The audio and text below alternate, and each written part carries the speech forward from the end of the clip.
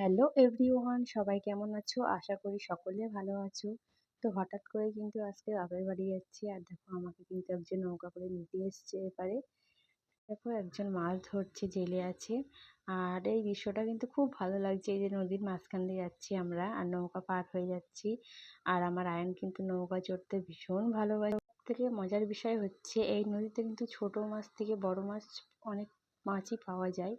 আর এখানে কিন্তু প্রচুর পদ্ম ফুল ফুটে আছে। আর এক সাইডে কিন্তু অনেকটাই আছে, সেখানে সবাই মাছ ধরছে। আর এখানে অল্প কিছু আছে, আর কিছুটা কিন্তু ফুল ফুটেছে। আর এই ফুলগুলো দেখতে যে এতটাই সুন্দর লাগছে সেটা তোমাদের বলে বোঝাতে পারবো না। নদীর মাঝখানে দেখো পদ্ম ফুল ফুটে আছে, যে পদ্ম পাতাগুলো কিন্তু বেশ বড় বড় আছে। তো আমি দেখো কিছুটা ফুল, আর এই ফুলগুলো দেখতে কিন্তু খুব সুন্দর লাগছে। দুটো কড়ি আছে আর একটা ফুল ফুটে আছে। আচ্ছা, তোমরা কারা কারা এই ফলটা খেয়েছো সেটা কিন্তু বলো।